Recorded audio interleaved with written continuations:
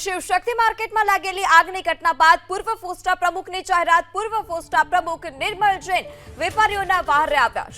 શિવશક્તિ માર્કેટના દુકાનદારોને દુકાનો વેપાર માટે આપવાની જાહેરાત। એક પણ રૂપિયો ચાર્જ લીધા વગર વેપારીઓને દુકાનો આપવાની જાહેરાત કરી। પરવેટ પાટિયામાં 2200 દુકાનો ધરાવતી સાકેત માર્કેટમાં દુકાનો આપવાની જાહેરાત। સાકેત માર્કેટમાં પાયમાલ થયેલ વેપારીઓ વગર ભાડે દુકાનો આપવામાં આવશે। અન્ય વ્યવસ્થા ન થાય ત્યાં સુધી સાકેત માર્કેટમાં વગર ભાડે દુકાન આપવાની જાહેરાત કરાઈ છે। શિવશક્તિ ટેક્સટાઇલ માર્કેટમાં ભીષણ આગ લાગી। તમામ વેપારીઓ રોડ પર આવી ગયા, પરંતુ એ જ વેપારીને વહારે આવ્યા છે નિર્મલ જૈન, જેઓ ફોસ્ટાના પૂર્વ પ્રમુખ છે। આપ જણાવો, શું મદદે આવ્યા છો? હું ખરેખર બહારગામ હતો, મને કાલે સમાચાર મળ્યા।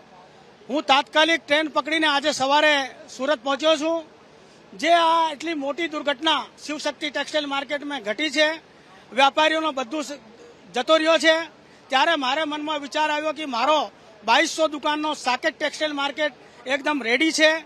જ્યાં સુધી શિવશક્તિ માર્કેટને વેપારીઓને વૈકલ્પિક વ્યવસ્થા નહીં થાય ત્યાં સુધી એમને જેટલી દુકાનની રિક્વાયરમેન્ટ હશે, 1 રૂપિયો ચાર્જ લીધા વગર આ લોકોને 500, 600, 1000 જેટલી દુકાનો જોઈશે એટલી દુકાનો અમે ફ્રી ઓફ ચાર્જ એમને આપશું।